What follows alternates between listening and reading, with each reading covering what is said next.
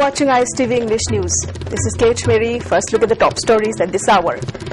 Despite Ngamthang Haokip's assurance of 20 days stock of water in Singda Dam, people reel under severe blow of water scarcity.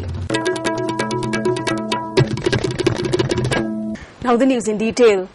Even though IFCD Minister Ngamthang Haokip has assured the public that there is enough water for 20 days in the reservoir of Singda Dam and asked the people not to panic, the people are already reeling under the severe blow of water scarcity, which is getting worse day by day. Reports of tension and scuffles among the people here and there in suburban areas of Imphal are pouring in as this story goes on air. In one such incident, clubs and Mairabaibis of Kurai Salantong areas in Imphal East District reportedly detained private water supply tankers on the ground that they should stop running their private business of supplying water to the individuals. The issue got heated up when the local people allegedly tried to damage the private water suppliers' vehicles.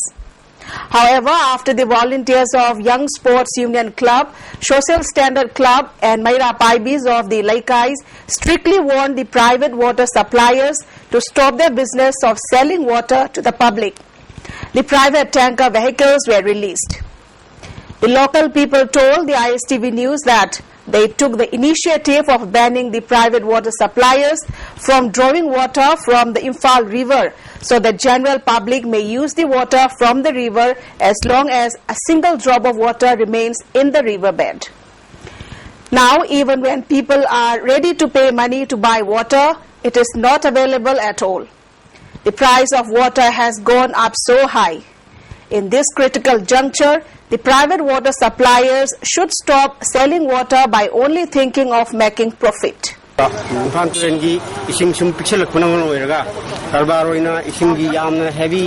The heavy volume that Sinkalaga Kavato business Lepiro, Maramdi, Sumba, Pirian Sigi, Imagino, some Pixel Kunaman Weraga. As if high number of the Puna, Barbari Lambda Satariba, Sina Hinda Pao, Sita Muguni, Lunina, Purian Kumuzi, Mosalabiba, Pixel business, a great Shankuna with Rama, Antuengi, Nageta Taiva, Klausing Messina, Puna, Shangan Miraduna, Sumo Kungasi, Puna, Sangan Javani.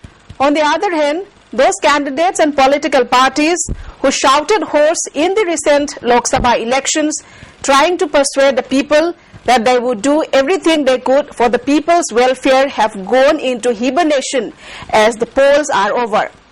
None of them has come out to say or do anything to alleviate the people's suffering due to the acute water scarcity prevailing in the state. These acts only smack of fooling the people, many political analysts asserted. Meanwhile, Indira Oinam, who was the independent candidate in the recent Lok Sabha elections in the Inner Manipur parliamentary constituency, has said that it is not right on part of the authority concerned to keep quiet on the issue of artificial water scarcity in the state. She said this during a function organized to open an office of the Revolution for Indigenous Sustainable Economy RISE at Lairiyengbam Awang Laikai in Haingang Assembly constituency today. Member of Haingang Zilla Parishad, Paunam Sundar, and news editor of Regional News Unit, All India Radio Imphal, Dr. A. Ibomcha, took part as the main guest. Speaking on the occasion, Dr. Ibomcha opined that if there are enough scope for employment in the state, the degree of unwanted incidents would have been much lesser. Moreover, even though the objectives of a plan are praiseworthy, if the working is not up to the mark, then the plan will not last long, Dr. Ibomcha affirmed. Therefore, sincerity is the most important factor in making a plan work as desired, Dr. Ibomcha said. Explaining how and why the RISE has been formed, Indira Oinam said it has been formed specially with the objectives of eradicating the deeply rooted corruption, improving the economy of the state, and exploiting the innate talents of the youth, etc. She further said the innocent people of Manipur are unnecessarily suffering because of the state government's indifference over the water scarcity that mainly arose out of the government's mismanagement of water. प्रधानमंत्री की सेवा तौरीबा नत्रगा प्रजा की सेवा मंत्री ने तौरीबा मसी एक राष्ट्रीय मेंबर सिना मधुबा थोड़बा अदुगुमा इलेक्शन सिंदा पार्टी एनो भोटी में दोने कैंडिडेट मसा मसा को केंद्र सिगी मियां की सुन दो कदम दिया पर भोटी बता मसे कोई मुंह रखा न लगे. A man was found hanging to death inside his shop at Kurai Thoidingzam Lekai today. The deceased has been identified as Inau 58. According to reports received from the family, one of his sons found his father hanging to death by using his khudai when he opened the door of the shop this morning. Porompat police picked up the body and kept it at the Jennings morgue for autopsy. As far as official beliefs are concerned, there can be no manipulation by the contractors or engineers in all the development works taken up by the Manipur State Rural Development Agency MSSRDA under the Pradhan Mantri Gramin Sadak Yojana PMGSY in the state. According to reports received by the ISTV News, mobile phone based quality monitoring system by the State Quality Monitors SQM has been recently launched under the Ministry of Road Development MORD, Government of India. Under this system, a contractor or an engineer can never manipulate and mislead in submitting bills and work progress report of any work taken up in the state. According to guidelines of the MORD, the assigned SQM will have to upload the progress report of the work instantly and click photograph of the work site with the help of a mobile phone, which has the facility of internet and GPS.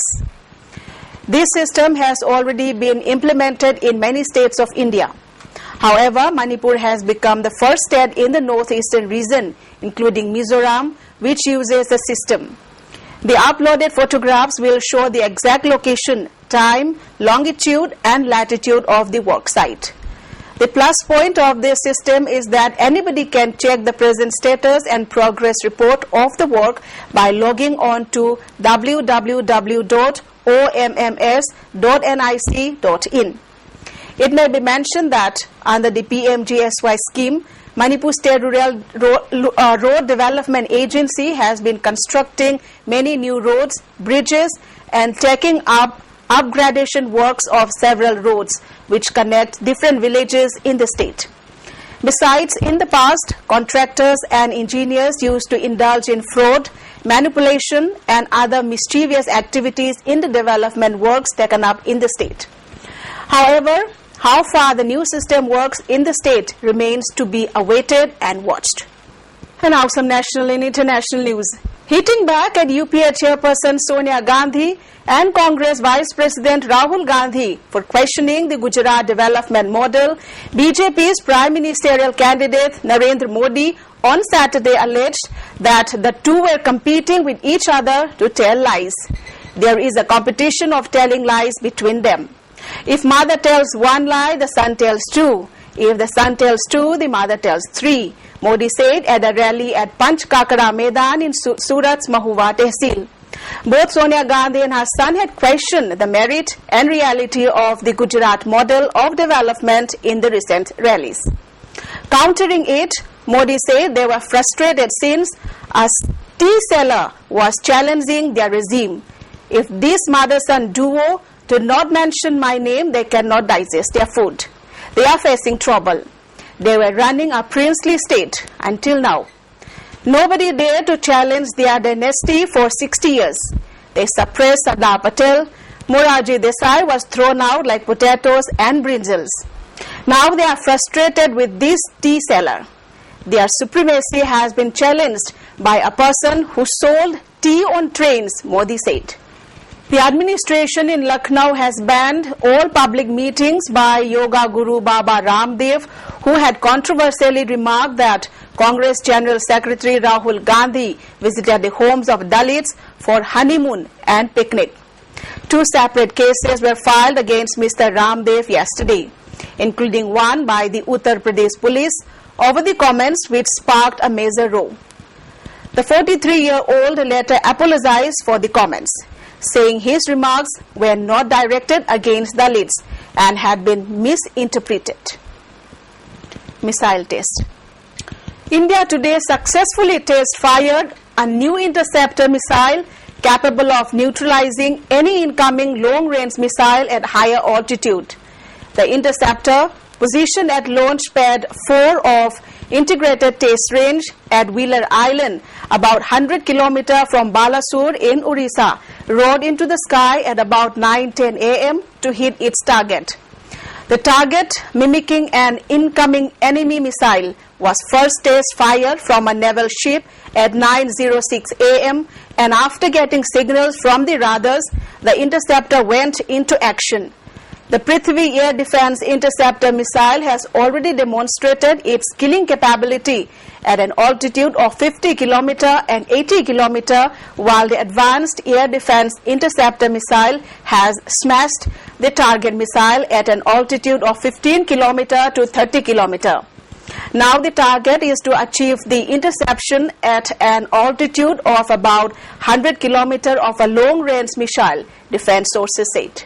The Aam Aadmi Party in Kurnool, Andhra Pradesh today distributed Re-Zero notes to voters to protest against the distribution of cash by other political parties. Aam Aadmi Party workers distributed 0 rupee notes during a bike rally led by its Lok Sabha candidate Visha Kiran Kumar and Assembly candidate Abdul Aziz Rahi. About 60 bikes decked with brooms and party flags started from Ideal School and passed through various parts of the city.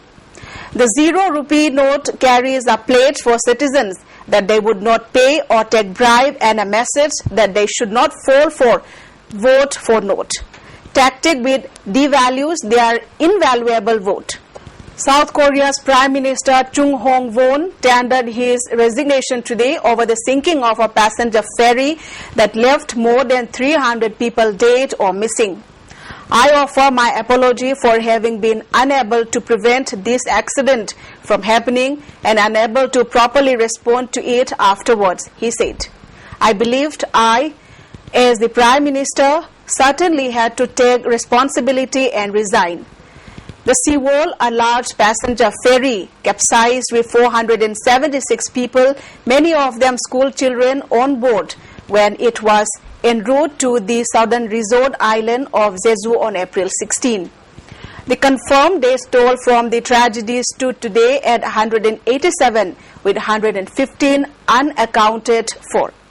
To wrap up the headlines once again, despite Ngamthang Haokip's assurance of 20 days stock of water in Singda Dam, people reel under severe blow of water scarcity. Well, that's all we have for the moment. Stay tuned and keep watching.